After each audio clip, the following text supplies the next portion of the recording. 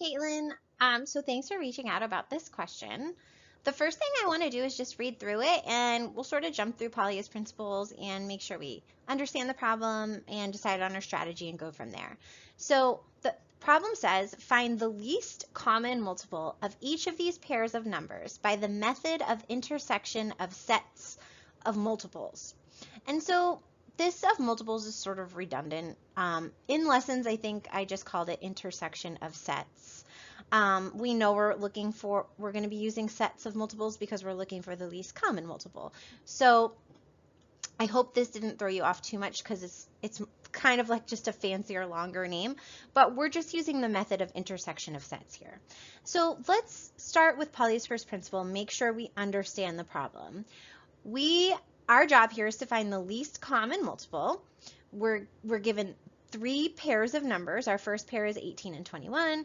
Our second pair is 10 and 16. Our third pair is 42 and 72. And our job is to find the least common multiple by using this very specific method of intersection of sets. And so I think a big part of this is making sure you understand what least common multiple is. And if we look at that name right there, let's take a look at it, right? We've got least common multiple. And if we think about what each of these words means on their own, least means smallest, okay? Common, right? If we have something in common, it means we share something that's sort of the same. So we're sharing something that's the same. There's some sameness there. And then multiple, whenever I think of multiples, I always think of skip counting. If we want to find the multiples of a number, we simply skip count by it. So, for example, if I want the multiples of 3, I would just skip count by 3s. 3, 6, 9, 12, 15, and so on. So when I think multiple, I think skip count. And so if we break this down, we're looking for the smallest number, the smallest multiple number that we land on when we skip count that both of these numbers share. So when we skip count by 18s and when we skip count by 21s, what's the smallest number that they have in common, that they share? Okay, what's the smallest multiple?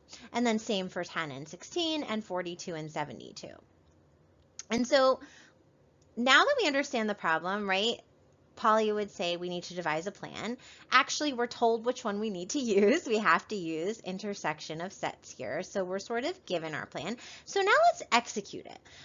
Let's carry out that plan. So if we start with part A, right, we need to look at the multiples of 18 and the multiples of 21, and we need to find the smallest one, the smallest multiple that they have in common.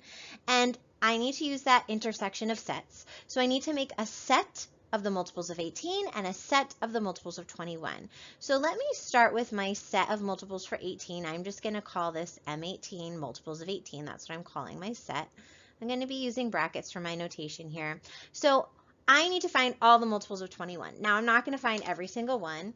I'm just going to find a bunch and then I'm going to stop and I'm going to do the same thing for all the multiples of 18.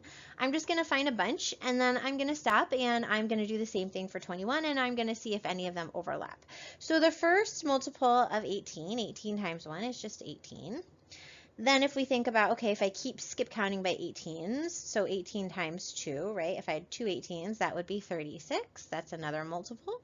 And then if I had another 18 added to that, 54, and another 18 added to that, we get 72, and another 18 added to that, and we get 90, and another one, we get 108, and I sort of just do this until I have a decent list. 126 would come after that, and then we get another 18 involved, and we're at 144. And that might be enough, it might not, but I'm going to stop here, and I'm going to say, okay, here's the first, what is this, 8 multiples, 18, 36, 54, 72, 90, 108, 126, 144. Okay, hopefully that's enough. We'll find out shortly, but again, I'm just skip counting by 18s here. So I've got a nice list started for my multiples of 18. And so now I'm going to do the same thing for my multiples of 21. I'm going to name that set M21. and I'm going to use bracket notation again. And so the first multiple of 21 would be 21, and then if I were to add another 21, I'd be at 42, and then another 21, I'd be at 63. And I'm just going to keep adding 21s. I'm skip counting by 21 to get my multiples. So if I added another 21, I would be at 84. And then another 21, I would be at 105. And I'm sort of comparing as I go. So far, I don't see any multiples that they have in common that they share. So I haven't gone quite far enough yet. So let's add another 21, and I land on 126. And then I get really, really happy because I notice that they both share that number. And so now I don't have to go any further than that.